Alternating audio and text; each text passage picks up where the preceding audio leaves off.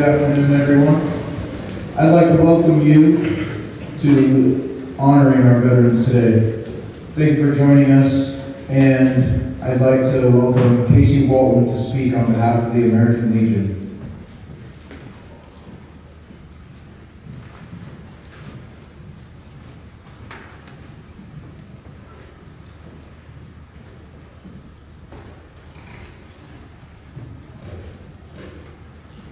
Afternoon, everybody. I'm the Western Nebraska Vice Commander for the Sons of the American Legion. The Sons of the Legion and the Legion Auxiliary is a nationwide group with detachments at state level and squadrons at local level. Squadron 34 is Gordon, Squadron 161 Rushville, and Squadron 239 is Hay Springs. I oversee what is called Area D. That includes all the squadrons from Grand Island to the Wyoming border. The Sons of the American Legion was created in 1932 as an organization within the American Legion. The Sons group was made up of boys and men of all ages whose parents or grandparents served in the United States military and became eligible for membership in the American Legion. Together, members of the American Legion, the American Legion Auxiliary, and Sons of the American Legion make up what is known as the Legion family. All three organizations place high importance on preserving our American traditions and values, improving the quality of life of our nation's children, caring for veterans and families, and perhaps most importantly, teaching the fundamentals of good citizenship. The Sons of the Legion and Auxiliary have study programs recommended for younger members. One such study program, called the 10 Ideals, teaches the elements of patriotism, health, knowledge, training, honor, faith, helpfulness, courtesy, reverence, and comradeship. If a member completes the 10 Ideals program, they are eligible to continue with another program called the 5-Point Program of Service. This program covers patriotism, citizenship, discipline, leadership, and legionism. Today I would like to discuss what we have to offer students. The American Legion Baseball Scholarship. We award $22,000 to $25,000 in scholarships to deserving baseball players each year. Each Department of Baseball Committee may select a player from its department to receive this scholarship. The American Legion will award several scholarships each year depending on the number of applicants and interest earned from the trust fund. American Legion Legacy Scholarship, offered to the children of soldiers who have died in war or at least 50% disabled. This has been in effect since the Twin Towers were attacked. Number of scholarships awarded in 2021, 32. Number of scholarships funds awarded in 2021, 357,229. Number of scholarships awarded since inception, 433. Total amount of scholarships awarded since inception, 4,056,793. Next would be the Samsung American Legion Scholarship. Worldwide electronics leader Samsung endowed a scholarship fund of $5 million to be administered by the American Legion in 1996, meant to show appreciation for U.S. veterans who came to Korea's aid during its struggle against communist forces in the Korean War. The Samsung American Legion program established a series of scholarships derived from interest and other income to the principal amount. As of 2019, the Samsung American Legion Scholarship has awarded more than $6.5 million in college scholarships to 2,266 applicants since inception. National High School Oratorical Contest Scholarship. Scholarships are awarded to 3 finalists. First place receives $25,000, second $22,500, and third takes $20,000. Each individual state winner certified into the participating in the first round of the national contest received a $2,000 scholarship. Junior Shooting Sports Scholarship. Annual Legion 3-position Junior Air Rifle Championships. 2 categories. Precision.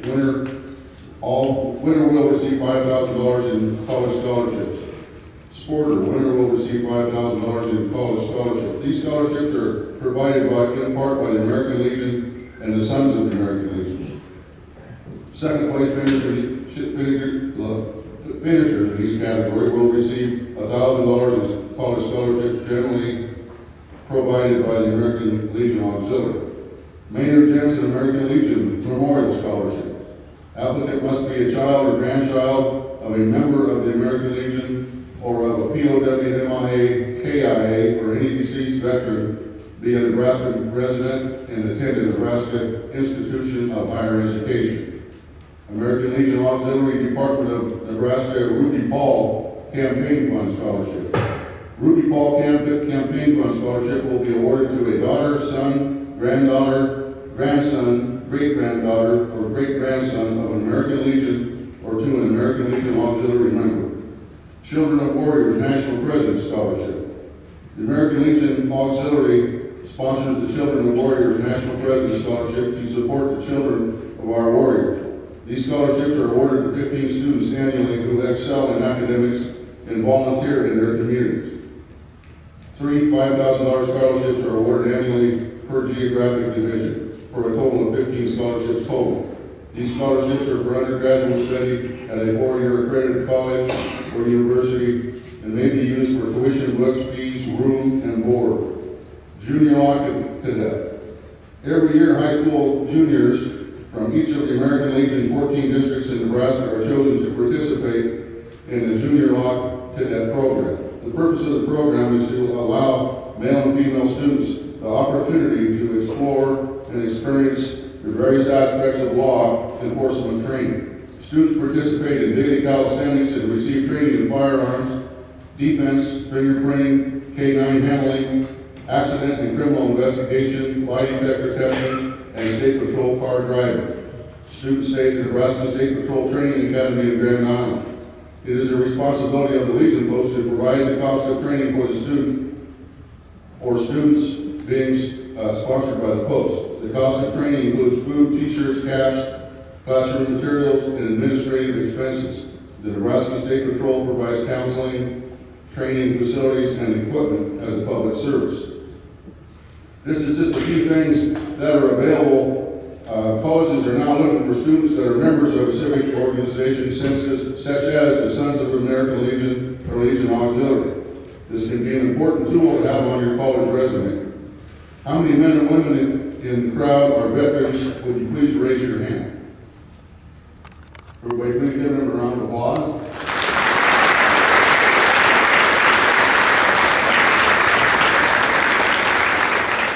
Okay, how many men and women here have a father or a grandfather or a great-grandfather that was in the military? Please raise your hand. Okay, ladies and gentlemen, we only charge $15 per year for the student membership for the Sons of the Legion and $5 a year for the Legion Auxiliary. This is a cheap investment for your son or daughter or grandsons and granddaughters' future. It could change the rest of their life. Please contact me. Let's get them started. We don't require students to attend meetings, and we only have a few activities around the local community during the year. The student can be as active as they have time for, but I guarantee you, by being a member, it will benefit them in the future.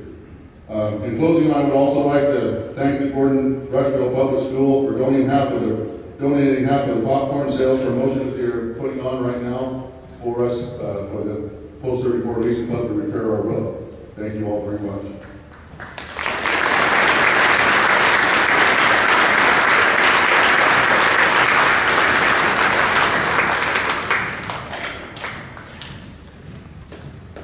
Now at this time, the high school will perform marches of the armed forces.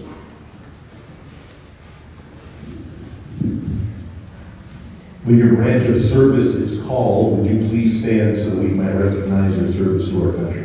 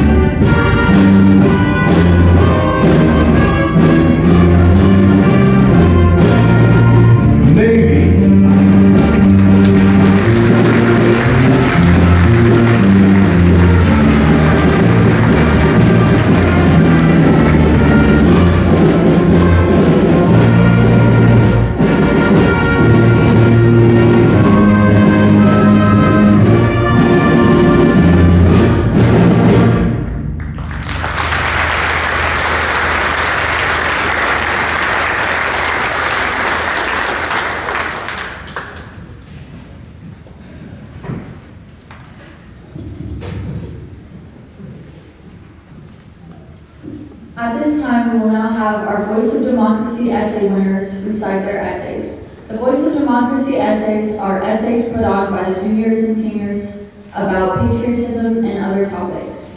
The topic for this year's Voice of Democracy essay was, "Why is the veteran important?"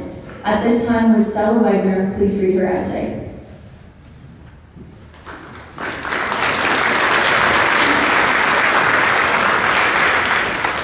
Why is the veteran important? Jeff Miller, a former United States representative, said, "The willingness of America's veterans to sacrifice for our country has earned them our lasting gratitude." This famous quote sets forth the reason why veterans are so important. Everyone who has ever served in the Army, Marine Corps, Navy, Air Force, Coast Guard, and the newly formed Space Force have all given parts of themselves to their country. These men and women have agreed to give their lives, if needed, to the greater good that comes with wars. America was formed on the backs of veterans ever since it became its own nation in 1776. They, as people, deserve our gratitude through the sacrifices they made when they were called away to war, away from their families, their homes, and their comfort zones. A veteran is a person who served in active military events and who has been honorably discharged or released for their service. Not all veterans were involved in wars or were sent into the middle of the jungle for a political disagreement between countries. Some were cooks and nurses and other things like those who have been awarded and recognized for their service and participation in war events. When being called to action, it happens in many different ways for different people. Some who fought in the Revolution and Civil War were fighting for something they believed in, along with being paid for their service in a time of hardship. Others, like in the Vietnam War, were drafted. They got the notice and showed up unless they dodged the draft. Other people feel a personal calling to go into the military and accept the risk of being sent on deployment. No matter how a person is called into war, they all deal with the effects of their service once they are brought back home, if they come home at all. The horrors of war can be observed by the general population through how the veterans behave from the time they get home from service and long after. PTSD, night terrors, and paranoia are common for veterans who were in the thick parts of battle. Many will end up getting set off by something like the smell of smoke, fireworks, or cars driving past their home at night. While PTSD isn't just reserved for military veterans, they do make up a large majority of people who deal with post-traumatic stress disorder daily. Sometimes these veterans will grow to hate the government for what happened to them, and the government will just tell them it's what they signed up for, give them free health care, and drop them off like they hadn't just watched their friends die for their country. Veterans should be given more than just a slap on a back and a good job buddy after they come home, which they weren't after Vietnam. People should check on them, make sure they aren't living on the street somewhere because they can't function. The term used to be shell-shocked, which left many young men and women with drinking habits that ruin their lives. In some people's cases, they go into the military already messed up and have no other choice but to either serve or remain uneducated and unemployed. A lot of people join the military for the free education, expecting to get their schooling paid for along with a paycheck that they might not have seen without joining up. Maybe they were poached or bombarded by high school military recruiters who promised a lot of great things only for it to be a lie. It's not that veterans should be looked at as people who fell for a government scam, but they were hopeful kids who thought shooting guns and playing war was going to be fun. They were promised traveling to other parts of the world, but it wasn't specified as to what parts they would be seeing. Veterans are important more to the people who support them, their families, than they are to the government itself. Once the veterans signed the release papers, the government did a half turn and began looking over their heads, not acknowledging that the thing that kicked out that person was human. They give them benefits that veterans have access to, but they still have to jump through hoops and are told frequently that some of their injuries aren't service-related and therefore can't be treated by the VA. Not all heroes wear capes, but a lot wear the brand of the government. Being a veteran means that a person showed up, did their time, and formed relationships they hope they never see the end of. Not all veterans did heroic things during their service. Some just moved sandbags from one location to another and back again. But that's not the point. It's the fact that there are military people who can help keep the country running if something bad were to happen. Veterans, ex-military personnel, have been around since the formation of America and well before. Humans are a fighting race that doesn't quite make sense. We fight for peace, killing to make the world a better place, and it's only a few days out of the year that we recognize publicly that war is something to be proud of, and the veterans are just casualties of war who didn't die in service. Veterans need to be thought of more than just on Veterans Day, but it's hard to do with the way society is. Lots of people support the veterans, at least they think they do. They send a few dollars to an organization that sells merchandise about preventing veteran suicide, yet they aren't really making a change. For the sake of the veterans, people need to do better. Politicians need to stop fighting losing wars over money and quit the "if I can't have it, no one can" mentality. Thank you.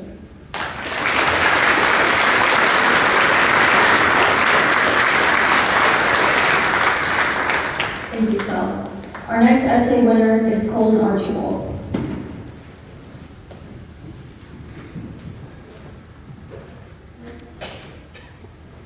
America without its soldiers would be like God without his angels. Claudia Pemberton.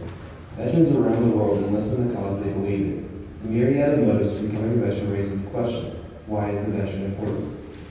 The veteran is important because of three major factors: protection, aid, and stability. Protection is defined as the act of protecting or to preserve from harm. The main purpose of a veteran or soldier is to defend their country. The parts that typically protect are the territories, people, and beliefs of their respective country. The threat of war because of land disputes is common within our evolution as a society. Land is a crucial piece for building or maintaining society, and this causes it to be fought over. The military is also responsible for protecting the citizens of their country. These citizens, who may be unable to defend themselves, are a major part of our world. The veteran is necessary to defend the current and future generations of the world. The veteran is also the defender of the beliefs of its nation. The beliefs of the people are a major contributor for how our world is shaped, and the veteran is necessary to defend it. The hopes and beliefs are what cause a nation to thrive, and if these are not protected, a nation can fall. The veterans protect these beliefs by being the first line of defense, which gives hope to the people. Hope is an optimistic state of mind which is based on the expectation of a positive outcome. Optimism is like a glue that holds people together.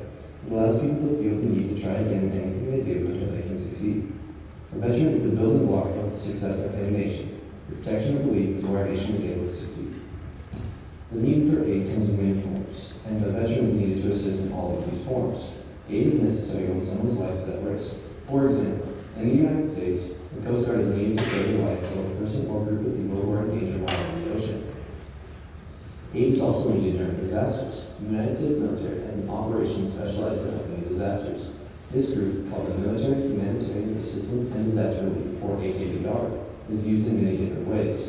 They often help after hurricanes and other disasters. They also prepare for many disasters to mitigate the effects and damage done by natural disasters. The U.S. military also works hand in hand with the Red Cross, an organization that is used to prevent or reduce human suffering. Aid can also be necessary in times of war. The military may send units to liberate certain villages who have been captured by a group of individuals who intend to harm the villages.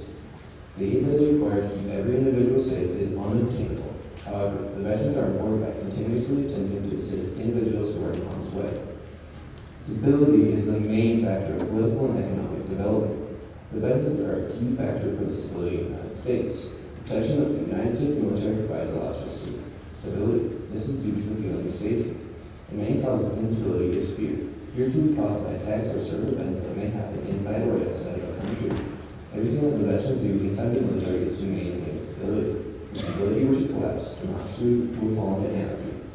The American veterans' main purpose is to defend democracy, which in turn allows for the stability of our country. The veterans' importance has a multitude of possible reasons. However, the major three reasons articulate the significant roles of the veteran. The first reason a veteran is important is to fill the need of protection. The second reason of importance is the stability to aid people who are in need. The last reason that highlights the importance of the veteran is the stability that is created by the presence of the military. These important reasons are the basis of the veteran and why our nation finds having a military to be crucial for the survival of our country and our democracy.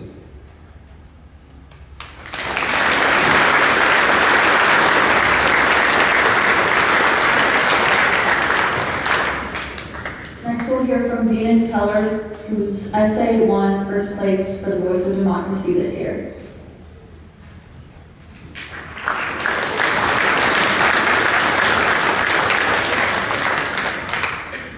Why is a veteran important? The exact definition of a veteran is a person who has long service or experience in a particular occupation or field. For example, a person who has served or is serving in the armed forces. Today, about 7% of the adult population are veterans of the United States, who have dedicated years of hard work and commitment to our country. There are a lot of different ways someone could have been involved in fighting for our country. Some veterans served overseas, and some never left the country. However, their service still counts. Some veterans are soldiers, pilots, doctors, engineers, scientists, and many more.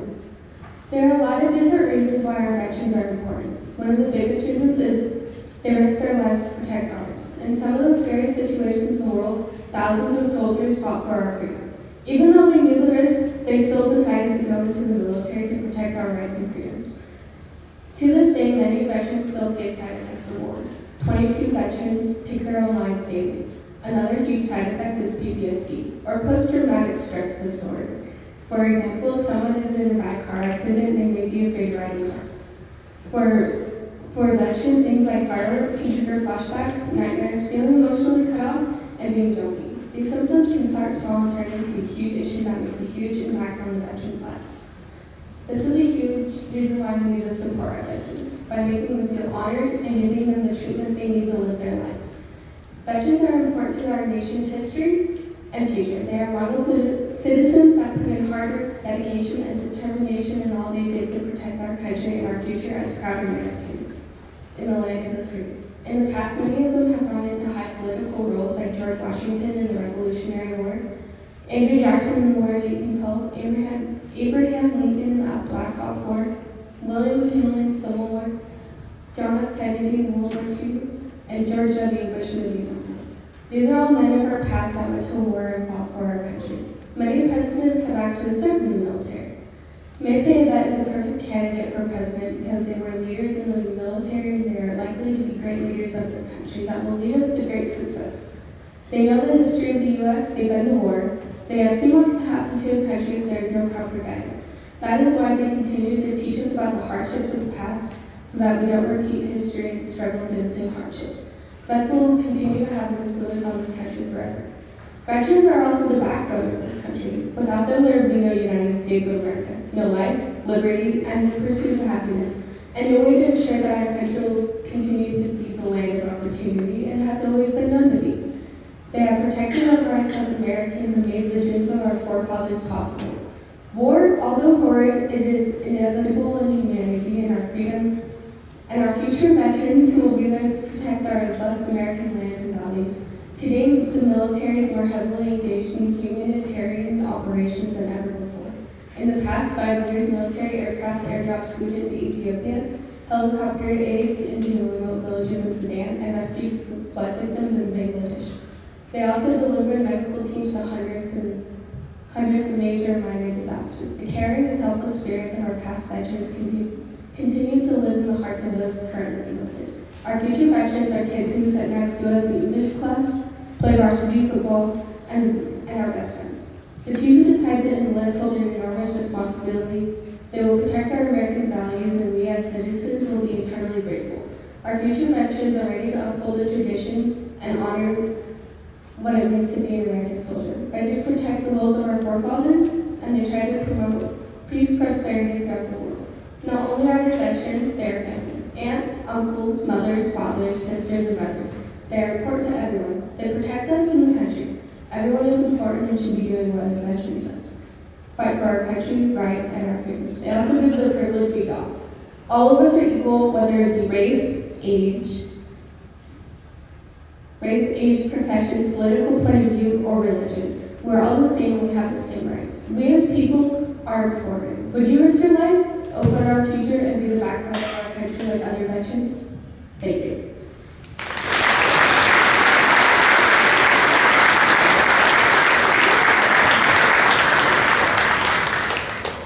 At this time, our choir is going to present God Bless the USA.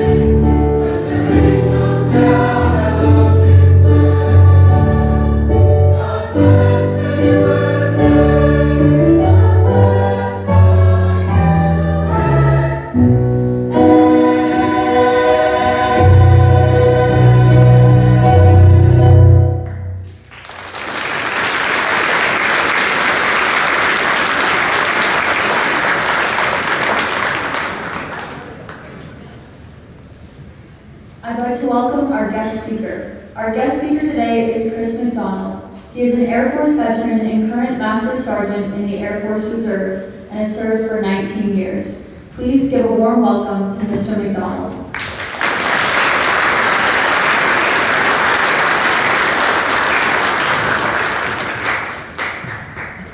Thank you, Tessa.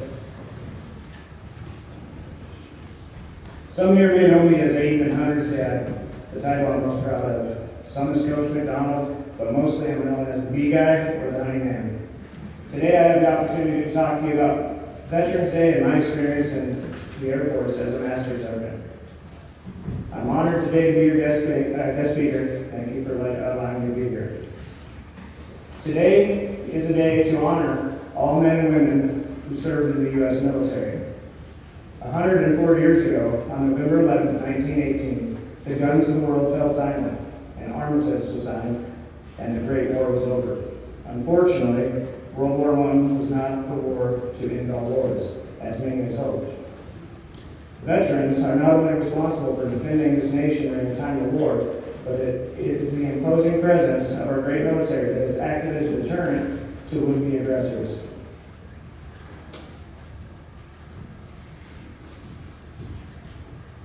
The veterans of the United States military have not only fought in wars, they deserve our gratitude for preventing them. And while today we rejoice and honor the service of America's veterans, we also remember the wise words of General Douglas MacArthur: "The soldier above all other people prays for peace." There are approximately 19 million U.S. veterans who are still here with us today, and millions who have preceded them since the American Revolution. Many serve their communities as first responders, teachers, healthcare workers, or community leaders. Some are business owners, farmers, company workers, or retirees. Veterans are a diverse group represented by men and women of every economic, ethnic, and religious background. They come from every state and territory, but are bound by one common commitment: to defend America with their life if called upon. From fighting terrorism, defeating fascism, and liberating slaves, veterans have recorded a remarkable accomplishment throughout our nation's history. When I reflect upon what Veterans Day means to me, all I can think about is the heritage and brother and sisterhood that I've experienced in my 20 years. The heritage in my family runs pretty deep as far as being a veteran goes. My grandfather, Leo Woodhouse of Gordon, Nebraska, served in World War II in the Army Air Corps as a radio operator. He was shot in Iwo Jima and sent home after the battle. He made a full recovery and ran his farm on Niobrara for more than 8 years. My grandfather, Thomas McDonald, from Lyons, Nebraska, served in the Navy during the Korean War as a gunner's mate on the USS Bremerton. My dad, Ed McDonald, from Hay Springs, served in the United States Marine Corps as the Special Operations Commander during the 80s. My little brother, Jacob McDonald, he lives in Charleston, South Carolina. He's been active duty for 17 years as an E&E technician on C-17s. He's actually one of Kate Goins' bosses. Kate joined the Air Force 2 years ago. Others include great-grandparents, uncles, aunts, and cousins. I joined the Air Force a year after I graduated high school in March of 2003 as a structural apprentice in the Civil Engineering Squadron. That's just a fancy way to put carpenter or welder. I was on active duty until 2014 when I switched to the reserves and moved with my family back to Nebraska to help with the bee business. The Air Force Reserves has allowed me to not only live here, be with my family, and do those kind of things, but also continue to serve and do everything for my nation. It's been a great experience, and I wouldn't change it for the world. My time on active duty, we got to move around a lot, and we got to do a lot. I've spent 4 years in South Dakota, and I got to spend a year in Korea. That was a lot of fun. That's actually the best country I've been to is Korea. That's a really neat place. I've been to Iraq, Afghanistan. But the Air Force allowed me to visit 10 different countries, albeit most of them in the Middle East. I got to live in 12 different states and do a lot of different things. From the time I left for basic training, it was kind of an interesting endeavor. We got to Texas really early in the morning, and everybody's, they unload you off the buses, and everybody's screaming and yelling. And it's actually the first time I've ever been anywhere that was outside of mountain states. And we got to go through that experience, and that was 7 weeks of going back and forth. And after that, they sent us to Biloxi, Mississippi, right before Hurricane Katrina hit. And we were there while Hurricane Katrina hit, which was kind of interesting. But we got to do a lot of base cleanup, and we actually got stuck there for a long time because being engineers, they had us out there helping and recovering and doing all the damage assessment. After that, I got stationed up at Ellsworth, South Dakota, Rapid City, and that's where I met Aiden Hunter's mom, and she was in the Air Force as well. She was a plumber in the Air Force, and that's where we started our family. Not long after that, I got to go on my first deployment. While all of my buddies were going to Iraq and Afghanistan and doing all that, somehow me and 3 of my buddies got tasked to go to El Salvador in Central America. We didn't understand why, we didn't know what we were doing, but we got down there and we got to spend 6 months building schools and clinics. The El Salvadoran Army supported us on the war in Iraq, and because they supported us, we got to go down there and build schools and clinics. But it wasn't too long after that, I was home for a few months, and they sent us off to Iraq after that one, so I really wish I got to go that way. Iraq was a very interesting thing. The first time I went there, we were doing building bases, building runways, doing that kind of stuff for the mission, and we didn't get to see much. We kind of just stayed where we were at and built stuff. The second time I went to Iraq, it was kind of an interesting deal. Kind of make you understand why we were there a little bit more.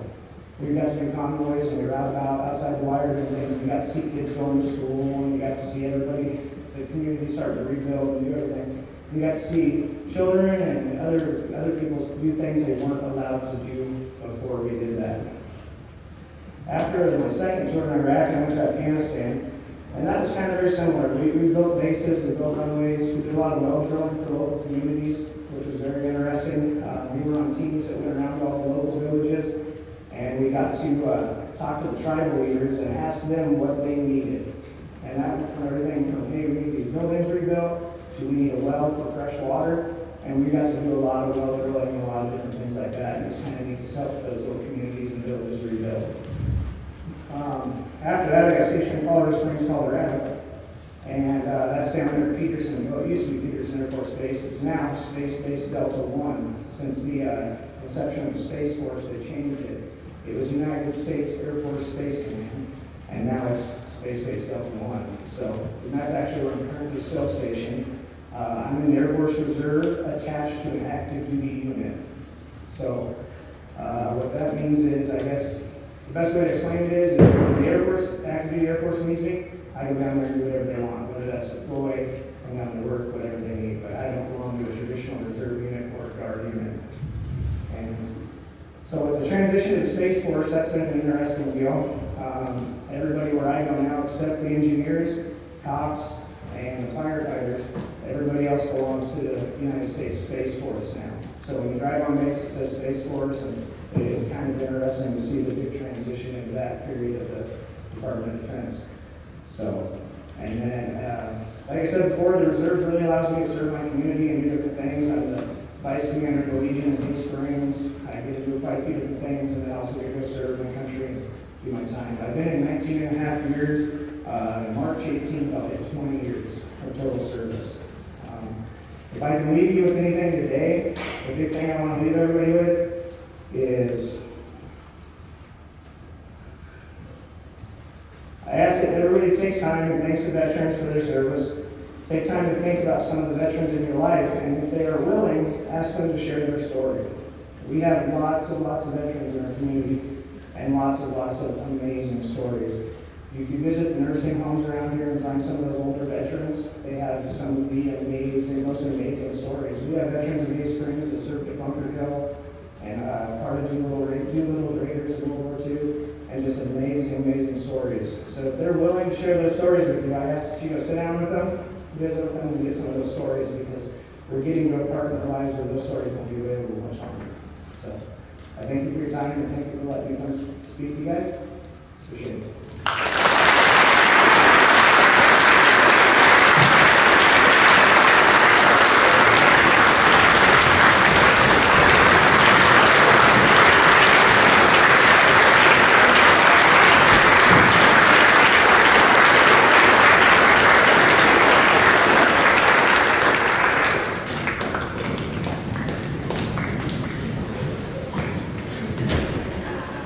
Now, at this we'll have David Morris present taps.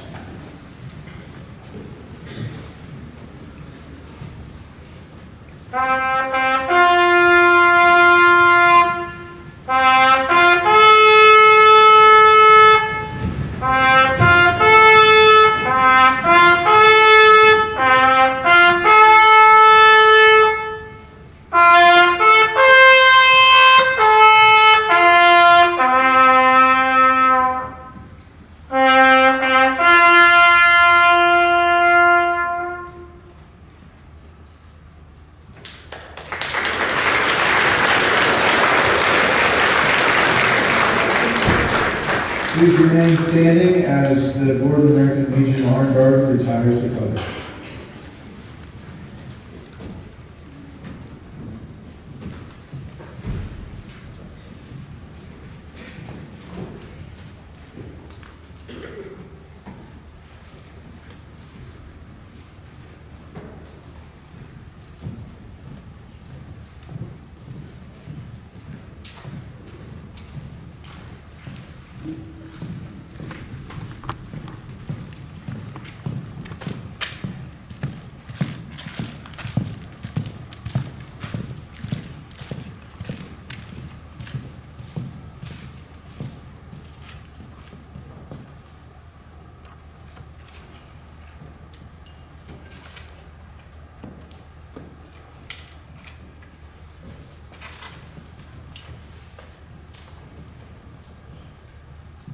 On behalf of the Student Council and the student body, I'd like to thank all of the veterans and their families for coming today and for serving your country. Thank you everyone for coming to our Veterans Day program, and drive safely.